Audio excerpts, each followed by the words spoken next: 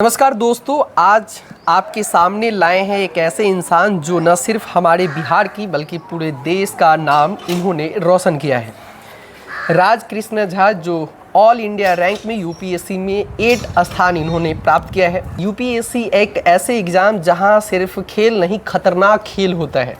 उस एग्ज़ाम को क्रैक करके अपने गाँव समाज का, खास करके अपने ज़िला का नाम इन्होंने रोशन किया है। सबसे पहले हमारे चैनल पर आपने समय दिया सर, इसके लिए बहुत बहुत धन्यवाद। शुक्रिया। कैसा फील कर रहे हैं इस टाइम, अभी आप गांव पे आए हैं? जी बहुत अच्छा लग रहा है घर पे आकर, और अच्छा हमेशा अच्छा ही लगता है। आसान शब्दों में हम जैसे युवाओं के लिए यूपीएससी क्या है, कैसे हमें एक्सप्लेन करेंगे आप?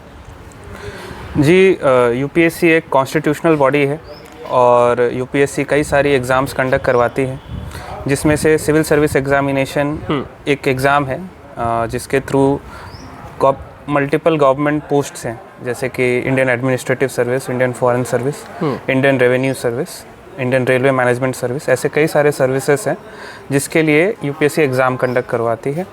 और वो 3 फेज़ का एग्ज़ाम होता है।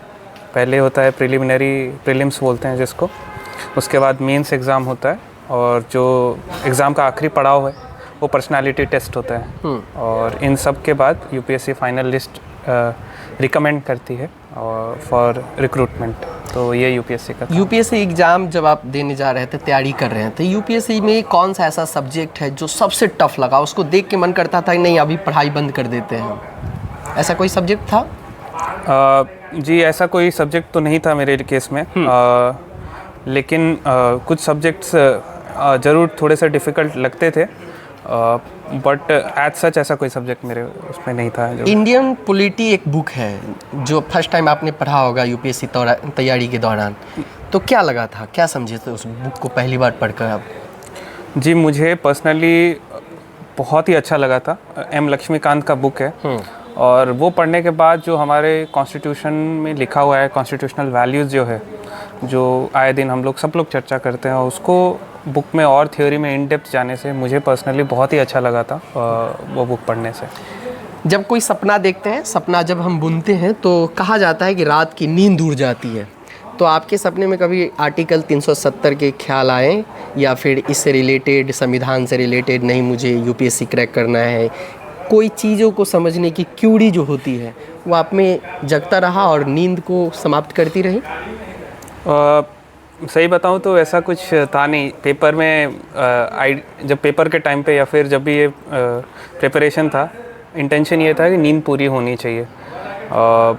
उसके बाद आप फ्रेश होते हो आगे का जो भी आपका सिलेबस है वो कंप्लीट करने के लिए, तो शायद ऐसा कुछ तो नहीं आया। थोड़ा सा फ़नी अंदाज में आपसे पूछे, जब कोई चीज़ की हम तैयारी करते हैं तो डिप्रेशन में चले जाते हैं, थक जाते हैं, तो कभी माँ के हाथ के आलू भुजिया पूरी खाने का मन किया कि नहीं आज माँ के हाथ का खाना खाता हूँ, फिर से मुझे मोटिवेशन मिलेगा, ऐसा कुछ मोमेंट याद है?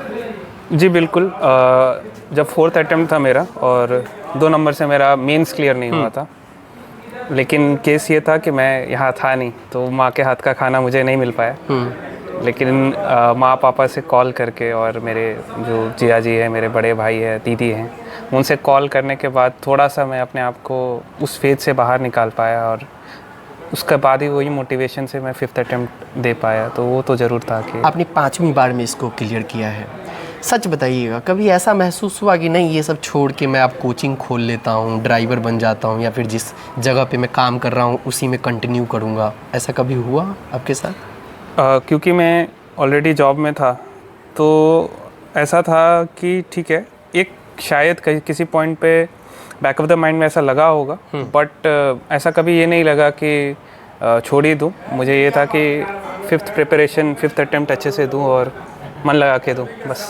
ये दूसरी बार आप अपने पंचायत में, गांव में आए हैं, तो इससे पहले भी जब आप आते थे यूपीएससी, जब क्रैक नहीं किए थे, अभी आने में, पहले आने में क्या डिफरेंस होता है एक अच्छे लेवल पे पहुंच जाने के बाद?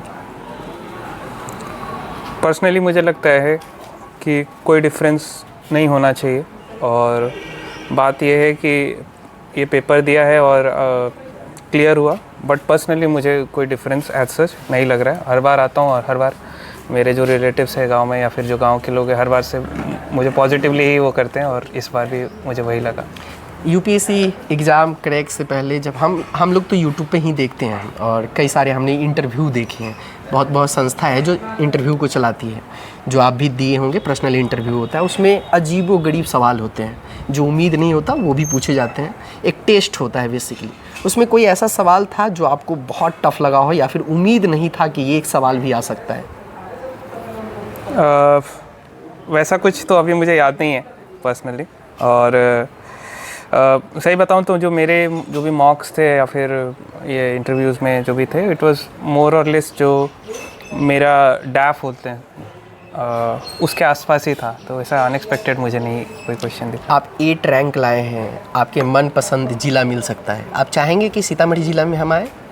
जी, मुझे इसके बारे में कोई आइडिया नहीं है अभी और ज़िला और ये सब के बारे में सही इंटेंशन ये है कि जो कंट्री है देश के लिए काम करे और उसमें जो भी ज़िला मिलेगा उसमें काम करेंगे। अगर खास करके माता सीता का यहाँ जन्मभूमि है, प्रगट स्थली है, अगर काम करने का मौका मिलता है तो क्या डेवलपमेंट सबसे फर्स्ट में सीतामढ़ी को लेकर रख सकते हैं? मैं सही बताऊं तो मैं ये सब कुछ नहीं सोचा हूँ। मैं अभी के लिए ये है कि सरकार जो मुझे रोल देगी उस पर मन लगा के काम करना है बस, और कुछ। हम जैसे युवाओं के लिए कैसे तैयारी को आगे बढ़ाना चाहिए? 10th के बाद 12th में कौन सा सब्जेक्ट को सबसे फर्स्ट में रखना चाहिए? कैसी तैयारी करनी चाहिए? अगर शुरुआती 10th से अगर हम शुरुआत करें तो मुझे लगता है कि कोई प्लान का ज़रूरत नहीं है, बट जो सब्जेक्ट आप ले उसको मन से पढ़े।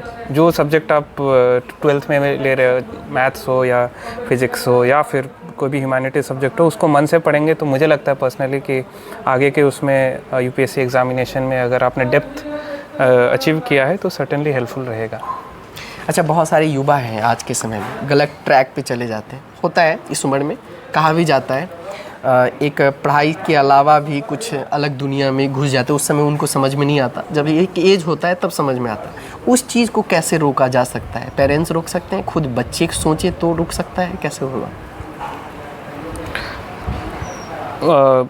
मुझे लगता है कि एट द एंड आप खुद ही अपने लाइफ के डिसीजंस के आप खुद ही रचयिता है और आप खुद डिसाइड कर सकते हो कि क्या आपके लिए अच्छा है और क्या आपके लिए वो है। उसमें आप अपने पेरेंट्स से ज़रूर ये मार्गदर्शन ले सकते हैं, बट जो भी है, जो भी लाइफ के आपके डिसीजन है उसका रिस्पॉन्सिबल आप ही हो। मूवी वगैरह देखते हैं आप? बहुत कम। कोई ऐसा मूवी जो सबसे फेवरेट हो? मुझे न्यूटन मूवी राजकुमार राव का है रिगार्डिंग इलेक्शन। अच्छा। वो बहुत अच्छा लगा था। तो म्यूजिक सुनते हैं? वो भी बहुत कम, मैं ज़्यादा है बहुत कम। खेल की दुनिया में कोई इंटरेस्टेड खेल हो? खेल में मैं क्रिकेट फॉलो करता हूँ। अच्छा, क्रिकेट फॉलो करते हैं। बैटिंग करते हैं, बॉलिंग करते हैं? नहीं, मैं देखता हूँ क्योंकि मैं जॉब में हूँ तो खेलने का समय नहीं मिल पाता। शुरुआती दिनों में खेलते थे? बहुत कम, बहुत कम। तो चलिए, हमारे साथ राज कृष्णन झा जी थे और हमने सोचा कि एक बेहतरीन इंटरव्यू करें, इनसे पर्सनल लाइफ से जुड़ा हुआ एक सवाल करें जो आप लोगों तक पहुंच सके।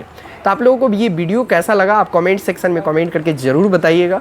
राज कृष्णन झा एक रोल मॉडल भी आपके बच्चे के लिए ज़रूर हो सकते हैं। फिलहाल इस वीडियो को यहीं रोकते हैं। जय हिंद। बहुत बहुत धन्यवाद सर। Thank you sir.